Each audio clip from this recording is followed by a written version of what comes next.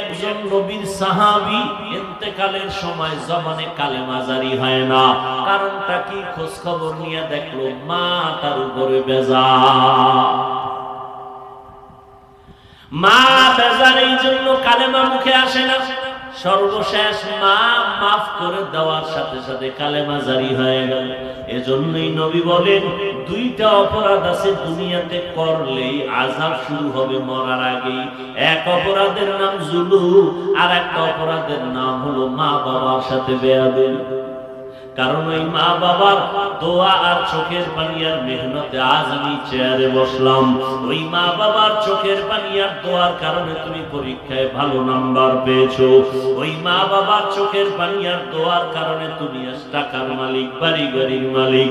ওই মা বাবার চোখের পানি আর দোয়ার কারণে তাকায় দেখো তোমার এত সম্মান। ওই মা বাবার চোখের পানি আর দোয়ার কারণে আজকে এত মর্যাদা আল্লাহ দান করেছেন। এই কারণে আল্লাহ পাক নারীর মর্যাদা বাড়ায় দিলেন, রহমতের নবীও বাড়ায় দিলেন। ও যুবক, আজকে তাকায় দেখো থানায় আসামি ধইরা পুলিশে নিয়ে বেত্রাঘাত করে, চোখে পানি নাই, চিৎকারের আওয়াজ কিন্তু কান্না নাই।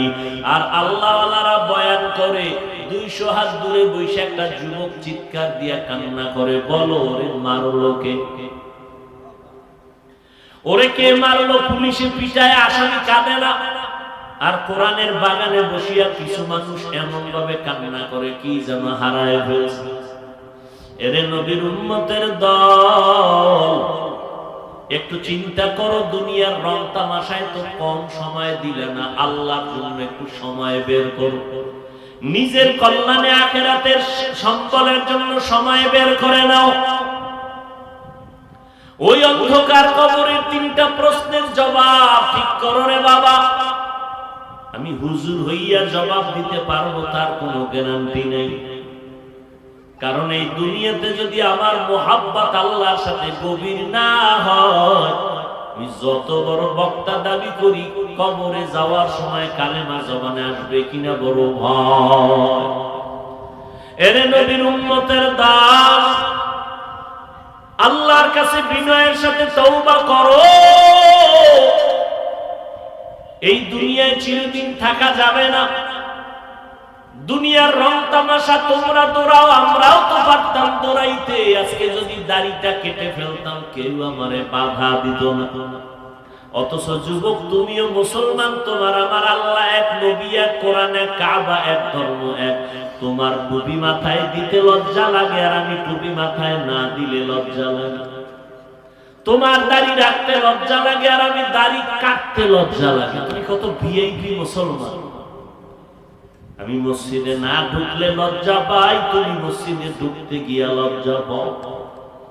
আসলে আমার আল্লাহর ভয় নাই, আমার মাওলার আযাবের ভয় বড় কঠিন। আম্মা জান আয়েশা রাদিয়াল্লাহু তাআলা আনহা, তিনি একদিন তাকাইয়া দেখেন পৃথিবীর শ্রেষ্ঠ নবী, রহমতের নবী হুজরায় বসে গুনগুন গুনগুন করে কান্না করেন। আম্মা জান আয়েশা রাদিয়াল্লাহু আনহা বললেন, ও পয়গম্বর, আমি আয়েশা কোনো বেয়াদবি করে ফেললাম নাকি? আপনি কেন আমার হুজরায় বসে কান্না করেন? আমার মায়ার নবী বলেন, ও আয়েশা, তুমি কি বেয়াদবি করবা যে আমি কান্না করব? আম্মা জান বলেন, ও পয়গম্বর, আমার বয়স অনেক ছোট, আমি অনেক অল্প বয়সী মেয়ে, আমার অজান্তে ভুল হয়েই যাইতে পারে। কারণ আপনার সাথে আমার 6 বছরের বিবাহের বন্ধন হলো, 9 বছর বয়সে আমি আপনার ঘরে আসি। কয় বছর? 9 বছর বয়সে আম্মা জান নবীর ঘরে আসলেন। আর আম্মা জানের 18 বছর যখন বয়স, তখন নবী দুনিয়া থেকে চলে গেলেন। হিসাবটা বুঝে থাকলে বলবেন, আম্মা জান নবীর ঘর করলেন কয় বছর? কথা হয় না, মাত্র 9 বছর। এই 9 বছরে নবীর থেকে কি পাইলেন আম্মা জান? 18 বছরের নারী। আর আমগো এলাকার মা, আমগো এলাকার বোনেরা 18 বছরও তো বিয়েই হয় না। আর আম্মা জান আয়েশা রাদিয়াল্লাহু আনহার 18 বছর বয়সে নবী চলে গেলেন, নবীর ঘর করলেন 9 বছর। এই 9 বছরে নবীর সোহবতে কি পাইলেন আমার আম্মা জান? আমার আম্মা জান বলেন, আমি 2000-এর উপরে হাদিসের হাফেজা হয়ে গেছি। এরে পর্দার আড়ালের আম্মা জানেরা, আপনারা তো আম্মা জান আয়েশার মতো একজন ধন্য নারী, আপনারা তো খাদিজা রাদিয়াল্লাহু আনহার মতো দামি নারী, ফাতেমা রাদিয়াল্লাহু তাআলা আনহার মতো দামি নারী, আপনারা তো ইসমাঈল নবীর মা হাজেরা আলাইহা সালামের মতো দামি নারী, ঈসা নবীর মা মারিয়াম আলাইহা সালামের মতো দামি নারী, আপনারা তো বেঈমান ফেরাউনের স্ত্রী, নাম কি? আসিয়ার মতো দামি নারী। যেই ফেরাউন আমার আল্লাহর সাথে চ্যালেঞ্জ দিয়া নিজের খোদা দাবি করলো, আমার মাওলার কুদরত ওই ফেরাউনের ঘরে তার আপন স্ত্রী আসিয়া জান্নাতি হইয়া কবরে গেল। মদিনার নবী বলেন, ও উম্মতেরা, জান্নাতের মধ্যে আমি মুহাম্মদের সাথে আসিয়ার সাথে বিয়া হয়ে যাবে। ও পর্দার আড়ালের আম্মা জানেরা, আপনাদের এত সম্মান আল্লাহ দান করেছেন, আপনারা নবীদের মায়ের মতো মা, সাহাবায়ে কেরামদের মায়ের মতো মা, আলেমদের মায়ের মতো মা। এই দুনিয়ায় যত সন্তান আছে ভালো সব আপনাদের অবদান। আখিরাতের লাইনে হোক, দুনিয়ার লাইনে হোক, মায়ের অবদানের কারণে। চেয়ারম্যান সাহেবের ব্যবহার ভালো, এমপি সাহেবের ব্যবহার ভালো, কোটিপতির ব্যবহার ভালো, ওসি সাহেবের ব্যবহার ভালো, ডিসি সাহেবের ব্যবহার ভালো। আল্লাহর কসম, এগুলো তাদের ব্যক্তিগত বাহাদুরি না, সব মায়ের অবদান। মায়ের অবদানের কারণে সন্তানের আচার আচরণ আদর্শ ভালো। এই জন্য বলি, ও যুবক, মা বাবার দোয়া নিয়ে সামনে আগাও।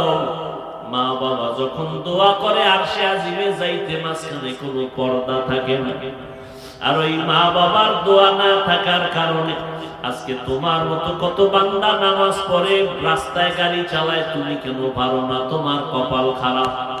তোমার মতো যুবক নদীর মধ্যে মাছ ধরে, নামাজ ছাড়ে না, তুমি কেন পারো না রে বাবা? তোমার মতো যুবক তাকায় দেখো, 5 বেলার নামাজ পড়ে র্যাব আর্মি পুলিশ বিডিআরের চাকরি করে, তুমি কেন পারো না? ইসলাম তো তোমারে চাকরি করতে নিষেধ করে নাই, স্কুল কলেজে পড়তে নিষেধ করে নাই। ও আল্লাহর বান্দা, তুমি ডাক্তার হও, ইঞ্জিনিয়ার হও, প্রফেসর হও, তবে বেয়াদব হইও না। মা বাবার সাথে বেয়াদবি করো না। তোমার আচরণে যেন উলামায়ে কেরাম কষ্ট না পায়, মা বাবা কষ্ট না পায়, মুরব্বীরা কষ্ট না পায়। ওই মা বাবার দোয়া নিয়ে সামনে আগাও। ও পর্দার আড়ালের আম্মা জানেরা, আপনাদের মতো কত মা এখনো খুঁজলে পাওয়া যাবে, 5 বেলার নামাজ পড়ে, তাহাজ্জুদ পড়ে, সন্তানকে আদর্শ মানুষ বানানোর জন্য মেহনত করে, স্বামীর মাল খেয়ানত করে না, হেফাজত করে, 5 বেলার নামাজ পড়ে। ও আম্মা জানেরা, আপনারা কেন পারবেন না? আল্লাহর কাছে তওবা করে নেন, আল্লাহর আযাবকে মিথ্যা মনে করবেন না।